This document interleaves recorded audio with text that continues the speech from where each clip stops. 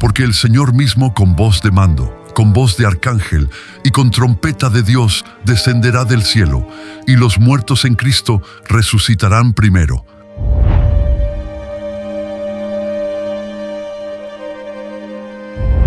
Luego nosotros, los que vivimos, los que hayamos quedado, seremos arrebatados juntamente con ellos en las nubes para recibir al Señor en el aire, y así estaremos siempre con el Señor.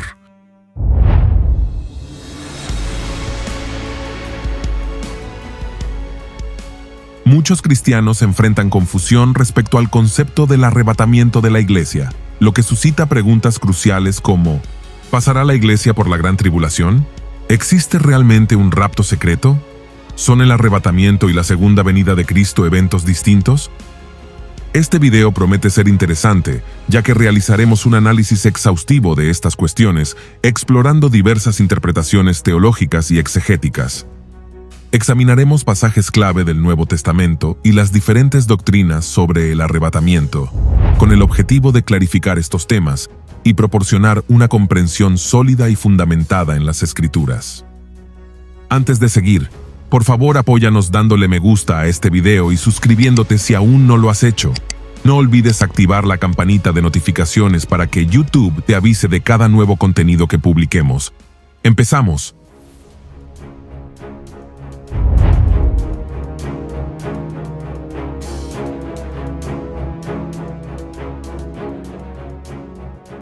La confusión en torno al arrebatamiento de la iglesia es una realidad común entre muchos cristianos, que a menudo se ve alimentado por interpretaciones variadas y a veces contradictorias de las Escrituras.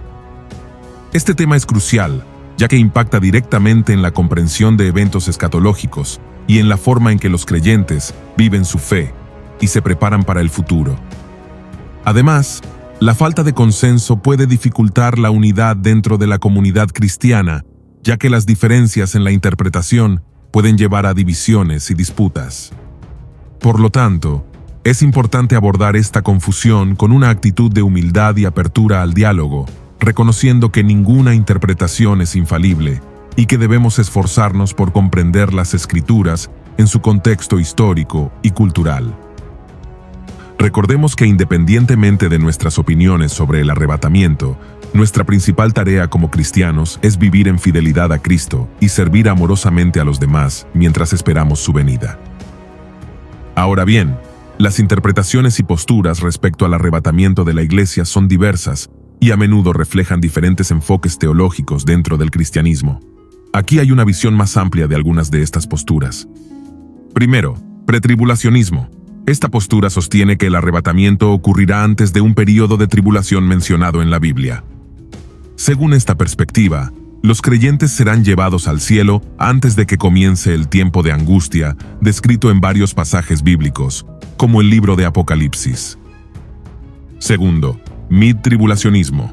Los midtribulacionistas creen que el arrebatamiento tendrá lugar a la mitad de la tribulación. Argumentan que los creyentes serán arrebatados antes de que la ira de Dios se derrame por completo sobre la tierra. Tercero, postribulacionismo. Esta perspectiva sostiene que el arrebatamiento ocurrirá al final de la tribulación, justo antes de la segunda venida de Cristo. Según esta visión, los creyentes experimentarán la tribulación junto con el resto del mundo antes de ser llevados al cielo al regreso de Jesucristo. Estas son solo algunas de las posturas comunes sobre el arrebatamiento dentro del cristianismo, y es importante tener en cuenta que hay una diversidad de opiniones incluso dentro de estas categorías generales. Ahora bien, mi posición teológica como creyente se alinea con el pretribulacionismo, la cual sostiene que la iglesia experimentará el arrebatamiento antes del período de tribulación. A continuación, me gustaría exponer mis argumentos respaldados en la Escritura de manera sistemática y respetuosa. Para comenzar, es importante definir el término arrebatamiento. En su acepción secundaria, arrebatar implica llevar tras sí o consigo con fuerza irresistible, según la definición del diccionario de la Real Academia Española. Este concepto equivale al término griego arpazo, utilizado para describir el evento del arrebatamiento de la iglesia en Primera de Tesalonicenses, capítulo 4, versículo 17. Luego nosotros, los que vivimos, los que hayamos quedado, seremos arrebatados juntamente con ellos en las nubes para recibir al Señor en el aire, y así estaremos siempre con el Señor.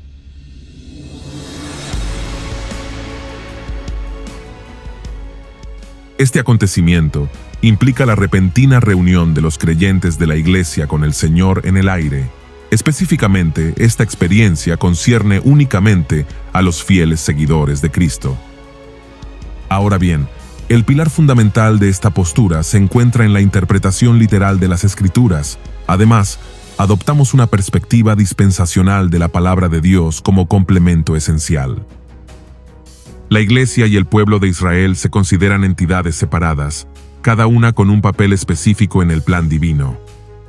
Se sostiene que la iglesia es un misterio no revelado en el Antiguo Testamento, y que esta era de misterio interfiere en el plan de Dios para con Israel, debido al rechazo que Israel hizo del Mesías en su primera venida. Desde esta perspectiva se argumenta que este periodo de misterio debe completarse antes de que Dios pueda volver a centrarse en su plan para Israel y llevarlo a su cumplimiento. Estas interpretaciones se derivan de un enfoque riguroso y literal de las Escrituras. Según el teólogo Schaffer, se identifican y afirman varias diferencias principales. Entre ellas destacan: primero, identidad y propósito. Schaffer señala que Israel es una nación étnica y política con un propósito específico en la historia redentora de Dios. Israel es visto como el pueblo elegido de Dios, con un llamado y una misión particular en el plan divino. La iglesia, en contraste, es una comunidad espiritual compuesta por creyentes de todas las naciones. Su propósito es ser el cuerpo de Cristo en la tierra, llevando el mensaje del Evangelio a todos los pueblos y viviendo como testimonio del reino de Dios. Segundo, relación con el pacto. Schaffer enfatiza que Israel está relacionado con los pactos específicos del Antiguo Testamento, especialmente el pacto mosaico, que incluye la ley y las promesas territoriales. En contraste con la iglesia, se relaciona con el nuevo pacto, establecido por Jesucristo, que trasciende las leyes y rituales del Antiguo Testamento y se centra en la gracia y la fe en Cristo. Tercero, cumplimiento profético. Schaffer menciona que muchas profecías del Antiguo Testamento están relacionadas específicamente con Israel y su futuro. Esto incluye la restauración de Israel y la llegada del Mesías en un contexto nacional y territorial. La Iglesia se considera parte del cumplimiento de las profecías a través de Jesucristo y su obra redentora. Sin embargo, muchas tradiciones teológicas creen que las promesas específicas a Israel se cumplirán separadamente del rol de la Iglesia. Cuarto, las dispensaciones. Israel ha existido a lo largo de los siglos desde Abraham, mientras que la Iglesia existe solo desde la muerte de Jesús hasta el arrebatamiento, en el intervalo entre la semana 69 y la semana 70 del profeta Daniel. Quinto, ley y gracia. Israel está históricamente bajo la ley mosaica, que incluye numerosas reglas y ceremonias que forman parte de su identidad religiosa y cultural. La Iglesia opera bajo el principio de la gracia, tal como se revela en el Nuevo Testamento. Los creyentes están llamados a vivir en la libertad que Cristo ofrece, no sujetos a la ley mosaica de la misma manera que Israel. Estas diferencias, según Schaffer, son fundamentales para entender el papel único y distinto que Israel y la Iglesia tienen en el plan divino. Ambos son esenciales en la narrativa bíblica, pero cumplen funciones y tienen identidades claramente diferenciadas. Ahora bien, los principales argumentos a favor del traslado antes de la tribulación son: primero, interpretación literal de las Escrituras. Según Alice, la cuestión de la interpretación literal frente a la figurada es fundamental y debe abordarse desde el principio. Reconoce que si el enfoque literal de interpretación de las Escrituras es el correcto, entonces el premilenarismo es la interpretación adecuada. Vemos así que nuestra doctrina sobre el regreso premilenario de Cristo para establecer un reino literal surge de la interpretación literal de las promesas y profecías del Antiguo Testamento. Por lo tanto, es natural que utilicemos el mismo método de interpretación al considerar la cuestión del traslado. Sería extremadamente ilógico construir un sistema premilenario sobre una base literal y luego apartarnos de esa base al abordar estas cuestiones. Es evidente que el método literal de interpretación exige el traslado de la Iglesia antes de la tribulación. Segundo, la naturaleza de la semana 70 de Daniel se revela a través de varias palabras utilizadas tanto en el Nuevo como en el Antiguo Testamento para describir este periodo, o también conocido como el tiempo de la tribulación. Al considerarlas en conjunto, obtenemos una comprensión del carácter esencial de esta etapa. Se nos dice que es tiempo de ira. Leamos Apocalipsis capítulo 6, versículos 16 y 17. Y decían a los montes y a las peñas: caed sobre nosotros, y escondednos del rostro de aquel que está sentado sobre el trono, y de la ira del Cordero, porque el gran día de su ira ha llegado, ¿y quién podrá sostenerse en pie?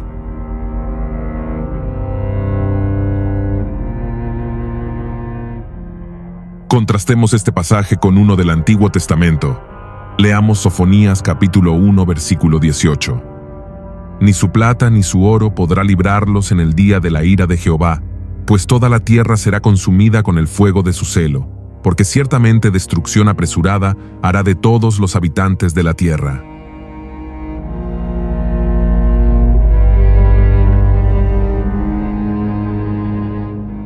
Como pueden ver, apreciados oyentes, el tiempo de la tribulación es un tiempo de la ira de Dios sobre toda la tierra.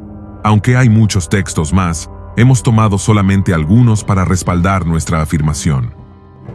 Se nos dice que la tribulación es tiempo de juicio. Leamos Apocalipsis capítulo 14 versículo 7, diciendo a gran voz: temed a Dios y dadle gloria, porque la hora de su juicio ha llegado, y adorad a aquel que hizo el cielo y la tierra, el mar y las fuentes de las aguas.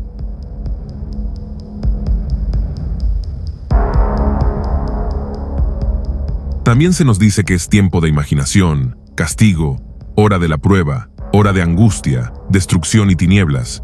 Es importante tener en mente que la tribulación se caracteriza por la ira divina y el juicio divino. Reconocemos que nuestro Señor sufrió la ira y el juicio de Dios en nuestro lugar, por lo tanto, aquellos que están en Él no serán sometidos a juicio. Leamos en Primera de Tesalonicenses capítulo 5 versículos 9 y 10. Porque no nos ha puesto Dios para ira, sino para alcanzar salvación por medio de nuestro Señor Jesucristo, quien murió por nosotros para que ya sea que velemos o que durmamos, vivamos juntamente con Él.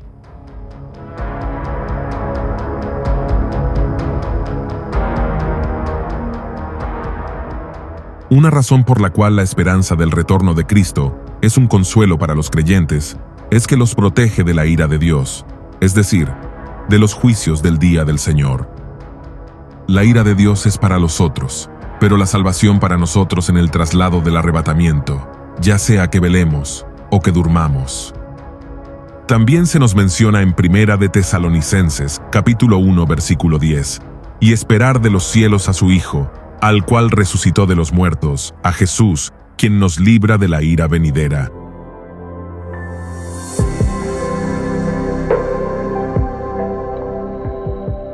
La esperanza del cristiano en el regreso de Cristo está fundamentada en la resurrección de Jesús de entre los muertos. Él nos librará de la ira venidera, es decir, actúa como nuestro liberador de los juicios futuros. Ahora bien, el periodo de la semana 70 de Daniel implica la ejecución de la ira divina en escala global. Aunque esta manifestación de juicio se evidencia en diversos pasajes, su foco principal es Israel, como se ilustra en la designación el tiempo de angustia de Jacob. Leamos en Jeremías capítulo 30 versículo 7. Ah, cuán grande es aquel día, tanto que no hay otro semejante a él, tiempo de angustia para Jacob, pero de ella será librado.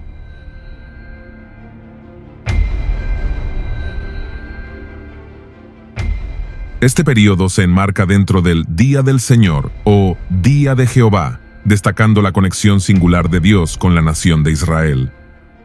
Daniel capítulo 9 versículo 24 refuerza esta relación al mencionar: 70 semanas están determinadas sobre tu pueblo y sobre tu santa ciudad. Es por ello que la Iglesia, según se establece en el Nuevo Testamento, es un misterio no revelado en el Antiguo Testamento, y su aparición ocurre después de eventos cruciales relacionados con Cristo.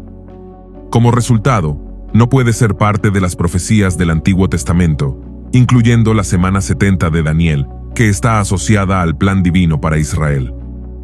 Leamos Colosenses capítulo 1 versículos 25 al 27, de la cual fui hecho ministro, según la administración de Dios que me fue dada para con vosotros, para que anuncie cumplidamente la palabra de Dios, el misterio que había estado oculto desde los siglos y edades, pero que ahora ha sido manifestado a sus santos, a quienes Dios quiso dar a conocer las riquezas de la gloria de este misterio entre los gentiles, que es Cristo en vosotros, la esperanza de gloria.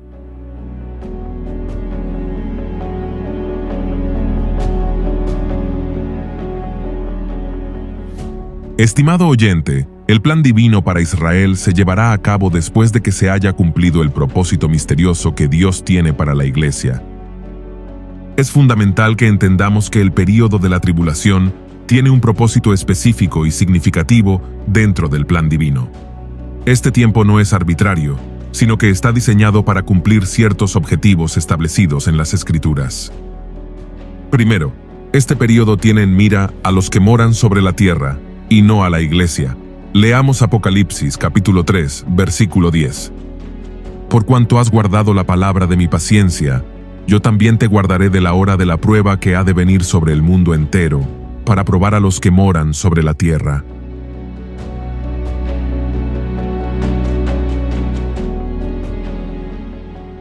Una promesa de que los creyentes serán preservados del período de la tribulación que sobrevendrá al mundo entero. No obstante, la hora de prueba vendrá sobre el mundo entero y tiene como propósito probar a los que moran en la tierra. La hora de prueba es otra forma de referirse al juicio sin igual de la gran tribulación. Los que moran sobre la tierra es un término técnico que denota a aquellos que han hecho de esta tierra su hogar, los hombres mundanos, cuya porción la tienen en esta vida. Esta misma expresión se encuentra en Apocalipsis capítulos 6, 11, 13 y en otros más. Su uso no ofrece una descripción geográfica, sino que más bien proporciona una clasificación moral. Segundo, este periodo está relacionado con Israel. La semana 70 de Daniel se centra en el pueblo de Israel y su relación con Dios. Uno de los principales propósitos es la restauración y la redención espiritual de Israel. Este periodo culminará con la aceptación de Jesús como el Mesías por parte del remanente de Israel. Este tiempo también está destinado a ser un periodo de juicio y purificación para Israel. Las pruebas y tribulaciones que ocurren durante esta semana tienen el propósito de llevar al pueblo de Israel a un estado de arrepentimiento y renovación espiritual. Leamos Jeremías capítulo 30, versículo 7. ¡Ah, cuán grande es aquel día! Tanto que no hay otro semejante a él, tiempo de angustia para Jacob, pero de ella será librado.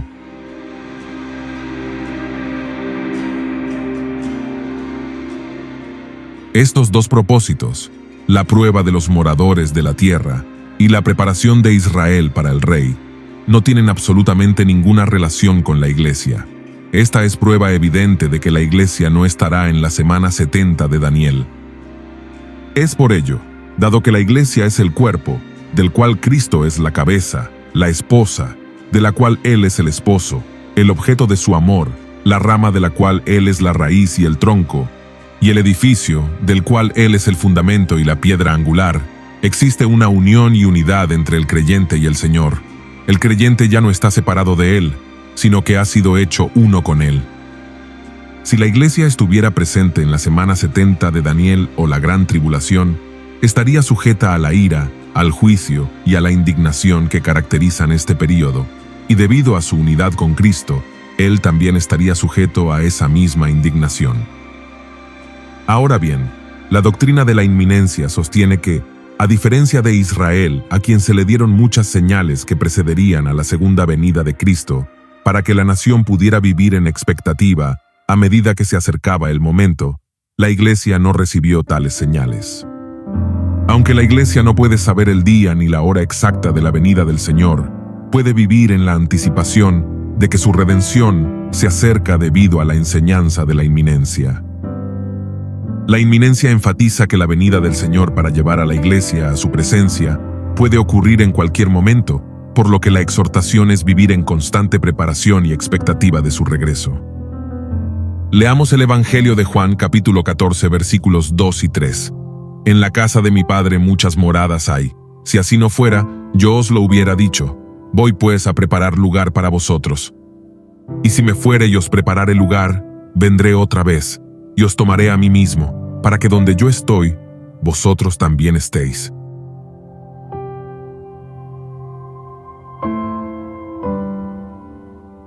Las palabras «os tomaré a mí mismo» se refieren al arrebatamiento, cuando todos los creyentes que estén vivos serán arrebatados en las nubes para encontrarse con el Señor en el aire, y así estarán con el Señor para siempre.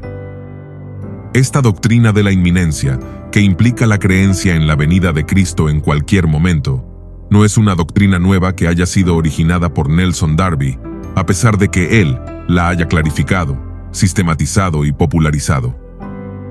Esta creencia en la inminencia fue característica del premilenarismo, tanto de los padres de la Iglesia primitiva como de los escritores del Nuevo Testamento. El Señor les había enseñado a sus discípulos a esperar su regreso en cualquier momento, y por lo tanto, ellos esperaban que Él llegase en los días en que vivían. No solo eso, sino que ellos también enseñaban su regreso personal como inmediato. Solo los alejandrinos se oponían a esta verdad. Pero estos padres también rechazaron otras doctrinas fundamentales. Podríamos decir, por tanto, que la iglesia primitiva vivió en una constante expectativa de la venida de su Señor, y en consecuencia no estaban interesados en la posibilidad de un período de tribulación en el futuro. Ahora bien, otro de los argumentos es, la doctrina de la inminencia prohíbe la participación de la iglesia en alguna parte de la tribulación. De otro modo, la multitud de señales dadas a Israel para moverlo a la expectativa serían por lo tanto también para la iglesia, y la iglesia no podría esperar a Cristo hasta que estas señales se hayan cumplido. El hecho de que no se le hayan dado señales a la iglesia, sino que más bien se le ha ordenado esperar a Cristo, excluye su participación en la gran tribulación. Leamos el Evangelio de Mateo, capítulo 25, versículo 13. Velad pues, porque no sabéis el día ni la hora en que el Hijo del Hombre ha de venir.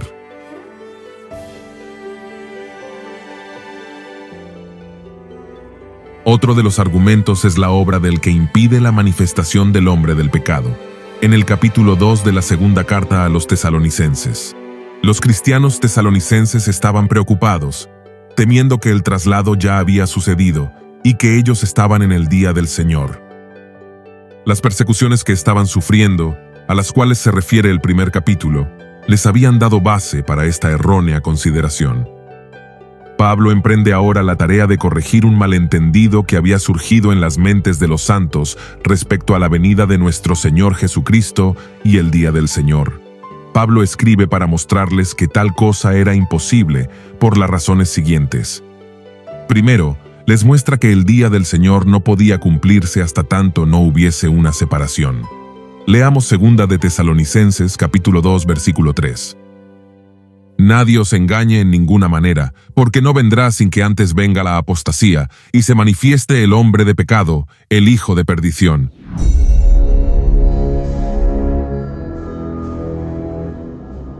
Si esta separación era un apartamiento de la fe, o una salida de los santos de la tierra, como ya lo había mencionado en el versículo 1 de 2 de Tesalonicenses, es una discusión que está fuera de lugar aquí. Pero con respecto a la venida de nuestro Señor Jesucristo y nuestra reunión con Él, os rogamos, hermanos.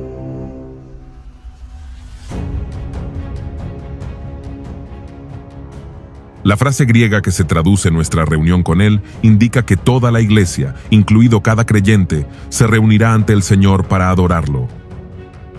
Al parecer la frase se refiere a un suceso descrito en 1 de Tesalonicenses, capítulo 4, versículo 17. Luego nosotros, los que vivimos, los que hayamos quedado, seremos arrebatados juntamente con ellos en las nubes para recibir al Señor en el aire, y así estaremos siempre con el Señor.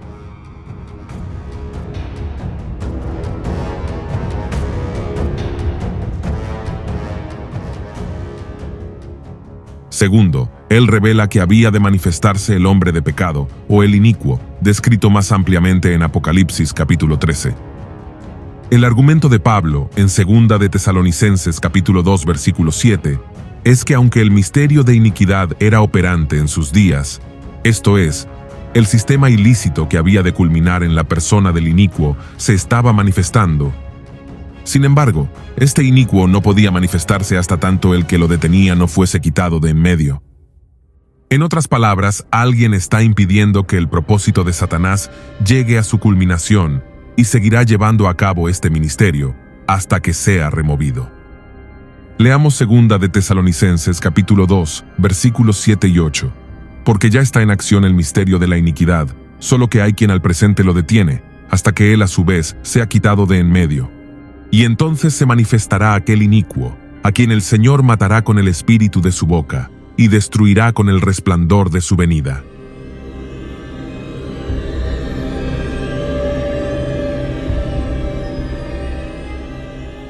Las explicaciones en cuanto a quién es el que impide, tales como el gobierno humano, las leyes, no satisfacen, por cuanto todos estos continuarán en cierta medida después de la manifestación de este hombre inicuo. Aun cuando este es esencialmente un problema exegético, parecería que el único que podría llevar a cabo tal ministerio de impedimento sería el Espíritu Santo. Este problema será considerado en detalle más adelante. Sin embargo, la indicación aquí es que mientras el Espíritu Santo resida en la Iglesia, que es su templo, esta obra de impedimento continuará y el hombre de pecado no podrá manifestarse. Solo cuando la Iglesia, el templo, sea quitada, este ministerio de impedimento cesará y la iniquidad producirá al inicuo. Debe notarse que el Espíritu Santo no cesa en su ministerio con la remoción de la Iglesia, ni deja de ser omnipresente con la remoción de ella, pero el ministerio de impedimento sí cesará. De esta manera, el ministerio del que impide, que continuará mientras su templo esté en la tierra, y que debe cesar antes que el inicuo pueda ser manifestado, requiere el traslado de la Iglesia antes de la tribulación, ya que en Daniel capítulo 9 versículo 27 revela que el inicuo se manifestará al principio de la semana 70. Y por otra semana confirmará el pacto con muchos. A la mitad de la semana hará cesar el sacrificio y la ofrenda.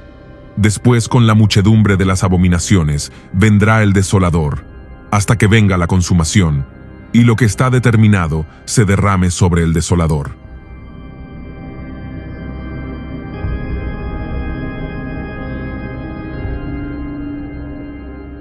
Estimado oyente, tenemos un video completo en el que explicamos detalladamente esta cuestión de quién detiene la aparición del hombre del pecado. Lo puedes encontrar en nuestro canal. Ahora bien, otro argumento, necesidad de un intervalo. A menudo se argumenta que la Iglesia debe ser arrebatada para regresar de inmediato con el Señor a la tierra, negando así cualquier intervalo entre el traslado y el retorno. Hay ciertos eventos predichos para la Iglesia después de su traslación, hacen esta interpretación inviable. Estos eventos son el tribunal de Cristo, la presentación de la Iglesia a Cristo, las bodas del Cordero. Leamos 2 de Corintios capítulo 5 versículos 9 y 10. Por tanto procuramos también, o ausentes o presentes, serle agradables. Porque es necesario que todos nosotros comparezcamos ante el tribunal de Cristo, para que cada uno reciba según lo que haya hecho mientras estaba en el cuerpo, sea bueno o sea malo.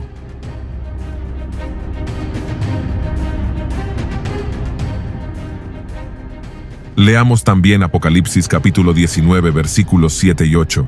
Gocémonos y alegrémonos y démosle gloria, porque han llegado las bodas del Cordero, y su esposa se ha preparado. Y a ella se le ha concedido que se vista de lino fino, limpio y resplandeciente, porque el lino fino es las acciones justas de los santos.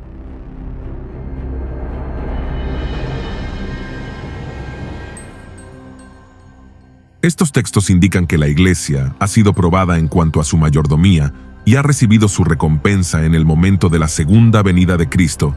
Es imposible concebir que este evento suceda sin que haya pasado algún período de tiempo. Ahora bien, la Iglesia tiene que ser presentada como una dádiva del Padre al Hijo. Scofield escribe, Este es el momento del supremo gozo de nuestro Señor, la consumación de toda su obra redentora. Leamos Efesios capítulo 5, versículos 25 al 27. Maridos, amad a vuestras mujeres, así como Cristo amó a la iglesia, y se entregó a sí mismo por ella, para santificarla, habiéndola purificado en el lavamiento del agua por la palabra, a fin de presentársela a sí mismo, una iglesia gloriosa, que no tuviese mancha ni arruga ni cosa semejante, sino que fuese santa y sin mancha.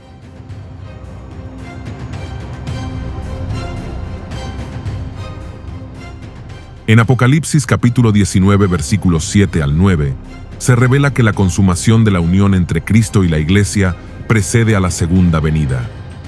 En varios pasajes, como Mateo capítulos 22 y 25 y Lucas capítulo 12, se muestra al rey asumiendo el papel de esposo en su venida, lo que indica que las bodas ya han tenido lugar.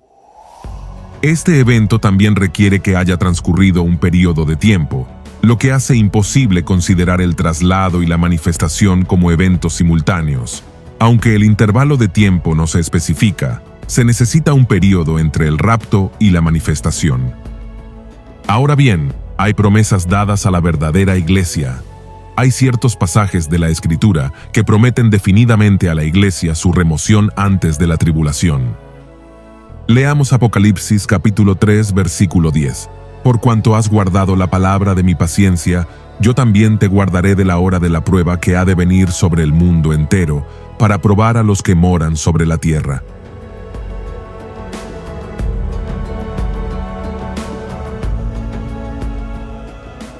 El verbo guardar va seguido por una preposición cuyo significado normal es de o fuera de. La frase te guardaré de apoya el arrebatamiento de la iglesia antes de la tribulación. Otra promesa lo encontramos en Primera de Tesalonicenses capítulo 5 versículo 9.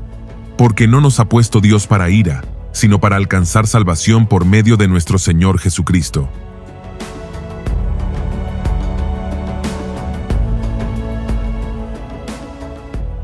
El arrebatamiento tiene dos aspectos, salvación e ira.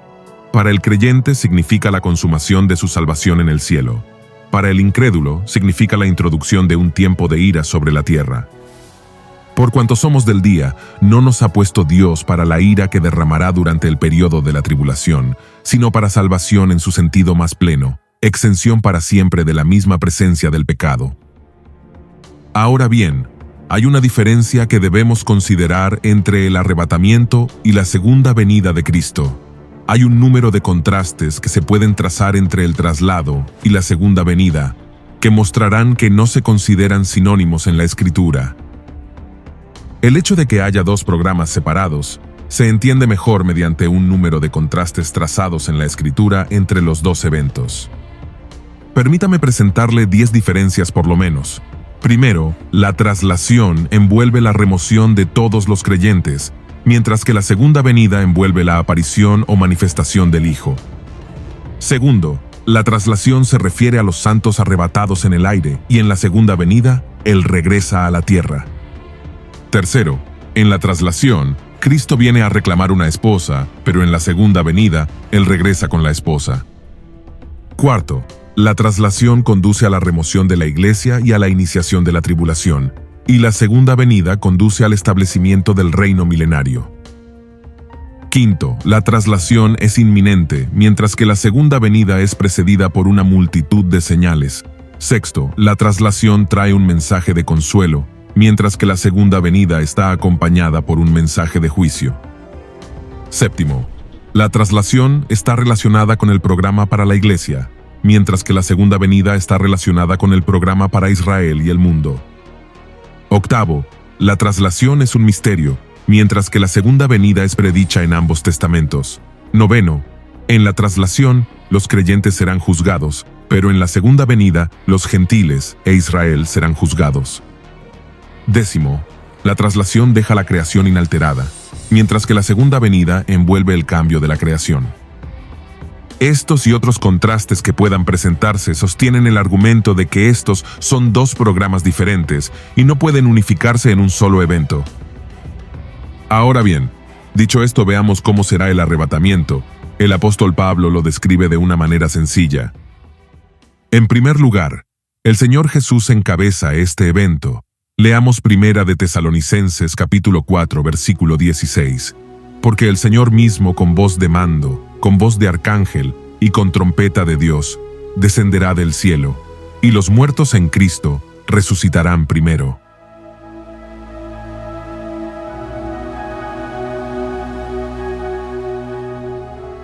El orden exacto de los acontecimientos en la venida del Señor por sus santos se nos da aquí. Porque el Señor mismo descenderá del cielo. No enviará un ángel, sino que vendrá Él mismo. Esto tendrá lugar con voz de mando, con voz de arcángel. Cuando se refiere a voz, tiene connotación de la orden. Es una palabra griega usada para denotar el grito o exclamación de un comandante a sus soldados al entrar en combate. Describe una orden que es un grito, con autoridad y que causa mucha emoción. Aquí nos dice algo del Cristo victorioso. También dice con trompeta de Dios. Los creyentes se congregan al sonar la trompeta de Dios. En segundo lugar, dentro del marco del arrebatamiento, se observa un proceso en el que los muertos en Cristo son los primeros en ser resucitados. Este evento, lleno de gloria y esperanza, implica una transformación significativa. Aquellos que han fallecido en la fe son revividos con cuerpos glorificados. Este aspecto resalta la promesa de vida eterna y la victoria sobre la muerte que los creyentes encuentran en la obra redentora de Cristo. Es un momento de gran significado teológico y espiritual, que subraya la creencia en la resurrección corporal y la esperanza de la vida futura en la presencia de Dios. Leamos 1 Corintios capítulo 15, versículo 52. En un momento, en un abrir y cerrar de ojos, a la final trompeta, porque se tocará la trompeta y los muertos serán resucitados incorruptibles, y nosotros seremos transformados.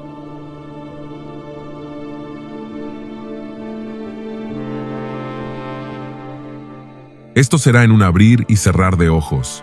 Pablo mostró en estos términos cuán breve será el momento. La palabra griega que se traduce abrir y cerrar se refiere a cualquier movimiento rápido. Puesto que el ojo se mueve con más rapidez que cualquier otra parte de nuestro cuerpo, parece apropiado para ilustrar la transformación súbita de los creyentes en el rapto de la iglesia. Tercero, los creyentes vivos serán arrebatados. Leamos 1 de Tesalonicenses, capítulo 4, versículo 17.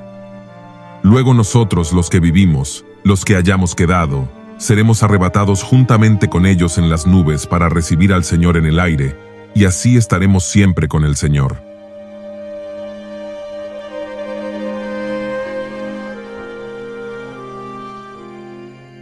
Los vivos que hayan permanecido hasta el regreso de Jesús serán arrebatados para encontrarse con Jesús en el aire, juntos con los muertos en Jesús que ya han sido resucitados, evidentemente con cuerpo glorificado.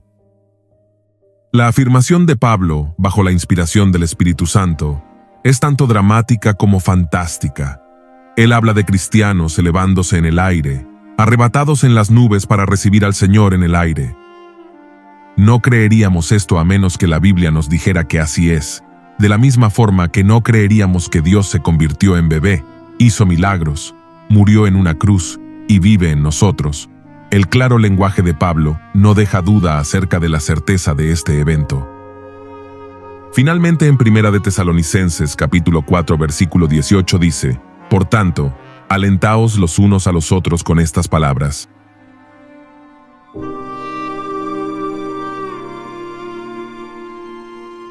La verdad del regreso de Jesús por su pueblo y la eterna unión de Jesús y su pueblo debe ser una fuente de aliento para los cristianos.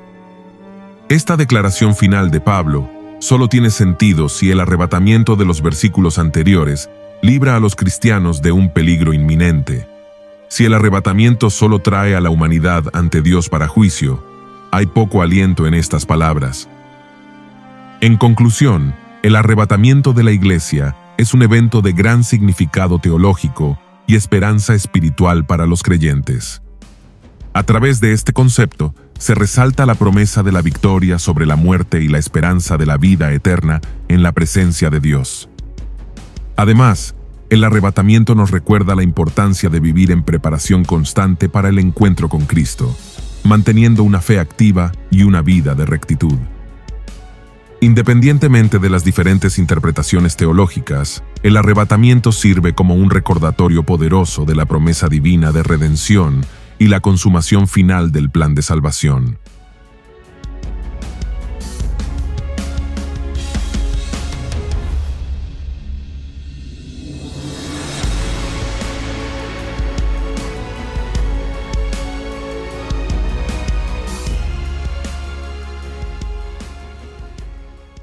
Y con eso terminamos este video.